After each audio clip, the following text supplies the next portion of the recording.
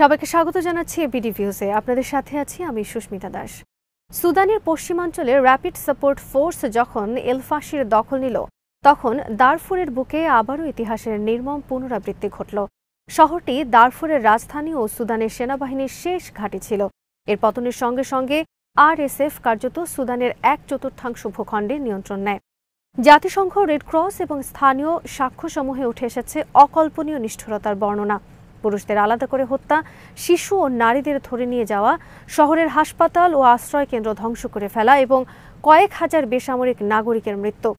সুদানের সরকার বলছে নিহতের সংখ্যা অন্তত 2000, কিন্তু স্বতন্ত্র পর্যবেক্ষকরা বলছেন প্রকৃত সংখ্যা তার বহুগুণ। রেড ক্রস একে মানবিকতার সীমা ছাড়িয়ে যাওয়া বিপর্যয় বলে আখ্যা দিয়েছে। গাজা থেকে দারফুরে মোসাদের চালানো অভিযান নিয়ে ওয়াহিদ ফারুকীর প্রতিবেদন।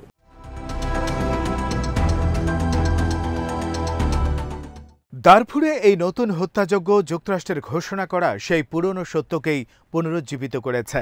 আরএসএফ গণহত্যা চালাচ্ছে।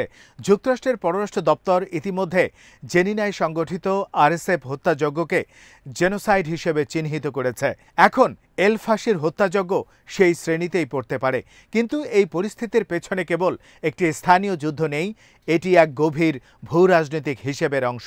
ইসরায়েল যা আনুষ্ঠানিকভাবে এখনও আরএসএফ কিংবা এসএএফের কোনো পক্ষকে স্বীকৃতি দেয়নি, বাস্তবে আরএসএফের দিকেই নীরবে ঝুঁকেছে। কারণ এর পেছনে আছে এক জটিল কৌশলগত ব্যালেন্স, যেখানে আদর্শ বা নৈতিকতা নয়, কাজ করছে স্বার্থ প্রভাব এবং ভবিষ্যৎ নিয়ন্ত্রণের প্রভাব।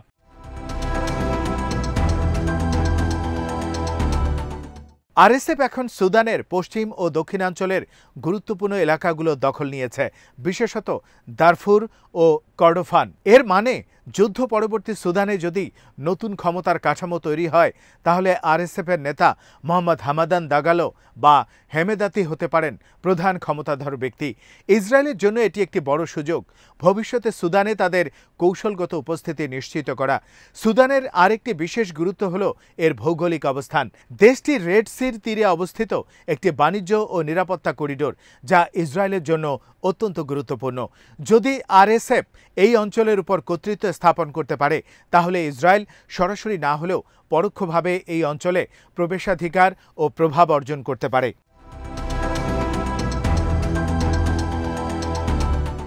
আরএসএফের পেছনে সবচেয়ে বড় আর্থিক ও অস্ত্র সরবরাহকারী সংযুক্ত আরব আমিরাত আর ইউএই ইসরায়েলের ঘনিষ্ঠ মিত্র, বিশেষত 2020 সালের আব্রাহাম চুক্তির পর থেকে।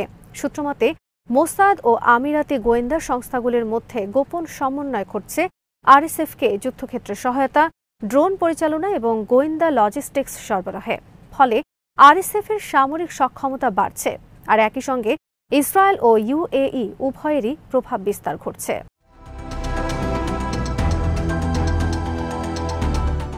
এই সহযোগিতা কেবল সামরিক নয়, রাজনৈতিকও। হেমেদাতি প্রকাশ্যে ইঙ্গিত দিয়েছেন যে তিনি ইসরায়েলের সঙ্গে সম্পর্ক স্বাভাবিক করতে আগ্রহী। সুদানের বর্তমান সরকারি প্রধান জেনারেল আল বুরহানও একই কথা বলেছেন। তবে ইসরায়েলের ঝোঁক এখনও স্পষ্ট হেমেদাতির দিকেই। আরএসএফ নিজেকে চটপটে ও বাস্তববাদী বাহিনী হিসেবে উপস্থাপন করে, যেখানে এসএএফ পুরনো শৃঙ্খলা, আমলাতন্ত্র ও দমননীতির প্রতীক।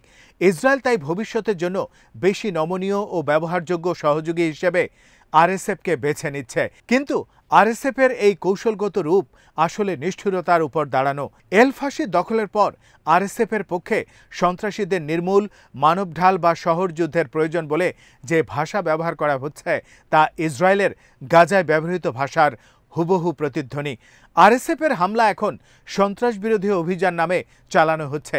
যেমন গাজায় বেসামরিক এলাকায় হামলার পর ইসরায়েল হামাসের উপস্থিতি দেখিয়ে নিজেদের ন্যায্যতা প্রতিষ্ঠা করে।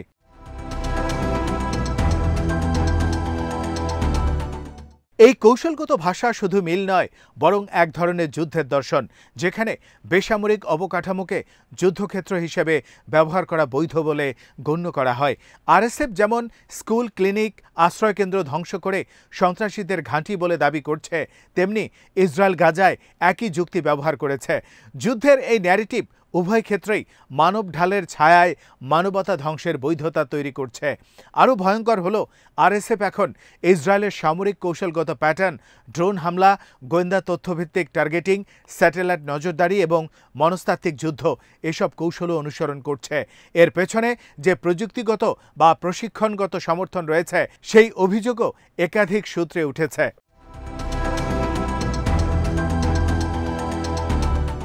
কিন্তু যুক্তরাষ্ট্রের ভূমিকা এখানে গভীরভাবে প্রশ্নবিদ্ধ। আমেরিকা প্রকাশ্যে আরএসএফের গণহত্যাকে নিন্দা করলেও বাস্তবে তার মিত্র দেশগুলোকে কোনোভাবেই থামাচ্ছে না। ইউএই ও ইসরায়েল দুটি যুক্তরাষ্ট্রের ঘনিষ্ঠ কৌশলগত অংশীদার। ফলে যুক্তরাষ্ট্রের এই নিন্দা কেবল নৈতিক অভিনয়, কিন্তু বাস্তবে কোনো নীতিগত পদক্ষেপ নেই। মার্কিন নীতির এই দ্বিচারিতা আসলে একটি বৃহত্তর বাস্তব রাজনীতির অংশ, যেখানে মানবাধিকার ও গণহত্যা নিন্দার আড়ালে চলছে কৌশলগত স্বার্থের বাণিজ্য।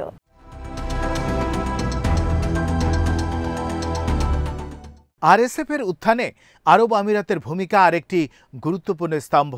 আরব আমিরাত কেবল অর্থনৈতিক সহায়তাই দেয়নি, অস্ত্র, লজিস্টিক্স, এমনকি আফ্রিকার ভাড়াটে যোদ্ধাদের সরবরাহ ভূমিকা রেখেছে। জাতিসংঘ নিরাপত্তা কাউন্সিলের একাধিক রিপোর্টে ইউএইর মাধ্যমে আরএসএফের হাতে অস্ত্র পৌঁছানোর প্রমাণ উল্লেখ করা হয়েছে। এই সরবরাহের পেছনে অর্থনৈতিক চুক্তি ও সোনার ব্যবসার লেনদেনও জড়িত। হেমেদতির পরিবার আরএসএফের মাধ্যমে সুদানের সোনা রপ্তানি নিয়ন্ত্রণ করে, যা আরব আমিরাতের ব্যাংক ও ব্যবসায়িক প্রতিষ্ঠানে জমা হয়। ফলে যুদ্ধ কেবল রক্তপাত নয়, একটি বাণিজ্য চক্র যেখানে স্বর্ণ, অস্ত্র ও প্রভাবের বিনিময়ে দেশ ধ্বংস হচ্ছে।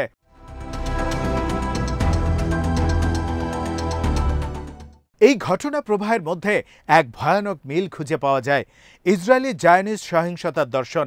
জায়নিস্ট রাজনৈতিক তত্ত্বের অন্যতম স্থপতি ভ্লাদিমির জাবুটিনস্কি ও তার উত্তরসূরি মেনাকেম বেগিন প্রকাশ্যে ঘোষণা করেছিলেন যে শক্তি ইতিহাসের চালিকা শক্তি, আমি লড়ি তাই আমি আছি, এবং ভাই হও না হলে মরে যাও। এই দর্শন থেকে জন্ম নিয়েছে সহিংস জাতীয়তাবাদের সংস্কৃতি, যা আত্মরক্ষার নামে অন্যকে ধ্বংসের অধিকার দেয়। ইসরায়েলের প্রথম প্রধানমন্ত্রী ডেভিড বেন-গুরিয়নও বলেছিলেন, জুডিয়া পড়েছিল রক্ত ও আগুনে, আবার রক্ত ও আগুনেই উঠবে। অর্থাৎ সহিংসতা ও ধ্বংসই তাদের পুনর্জন্মের মাধ্যম। এই দর্শনের মধ্যেই নিহিত রয়েছে অন্যকে মুছে ফেলার ন্যায্যতা, যা আজ ফিলিস্তিনে এবং তার প্রতিধ্বনি এখন দারফুরে শোনা যাচ্ছে।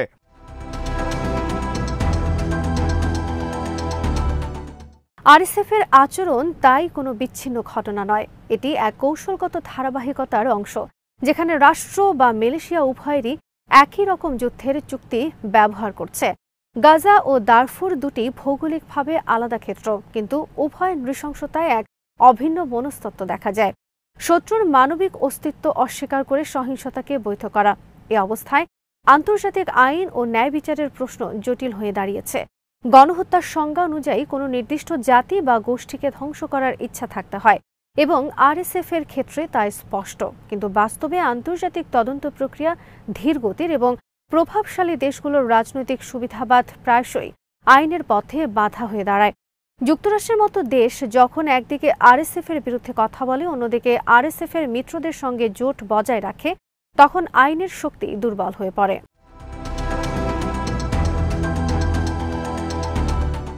ইসরায়েলের জন্য এই সম্পৃক্ততা কৌশলগতভাবে লাভজনক হলেও নৈতিকভাবে বিপজ্জনক।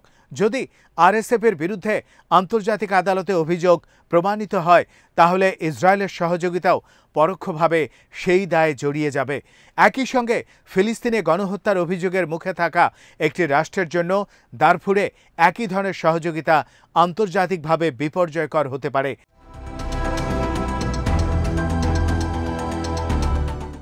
এখন প্রশ্ন হলো, আন্তর্জাতিক সম্প্রদায় কি করবে?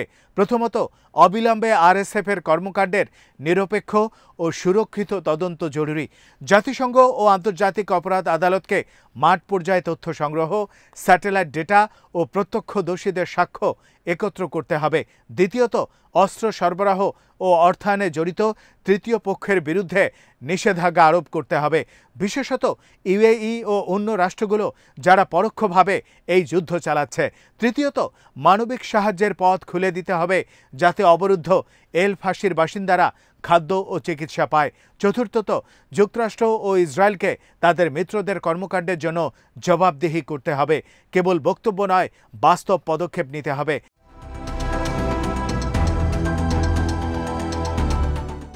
দারফুরের এই ট্র্যাজেডি কেবল আফ্রিকার নয়, এটি মানবতার। গাজা ও দারফুরের রক্তাক্ত দৃশ্য আমাদের স্মরণ করিয়ে দেয়, যখন রাষ্ট্রগুলো নিজেদের নিরাপত্তা বা কৌশলগত স্বার্থের নামে নিরপরাধদের হত্যা করা বৈধ করে ফেলে, তখন সভ্যতার মুখোশ খুলে যায়। ইসরায়েল ও তার মিত্ররা যদি সত্যি নিজেদের মানবিক মূল্যবোধে বিশ্বাস করে, তবে তাদের উচিত এই নৃশংসতার সহযোগী না হওয়া।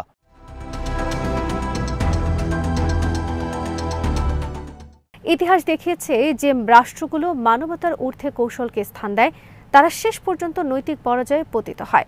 আজ দারফুরে যে আগুন জ্বলছে তা কেবল আফ্রিকার এক শহর নয়, এটি বিশ্বের বিবেকের পরীক্ষা। মানবতা যদি সত্যি এক মূল্যবোধ হয়, তবে গাজা ও দারফুর উভয়ের জন্য একই ন্যায় বিচার প্রযোজ্য হতে হবে। আজ এখানেই শেষ করছি। সবাই ভালো থাকুন, সুস্থ থাকুন আর দেখতে থাকুন বিডি ভিউজ।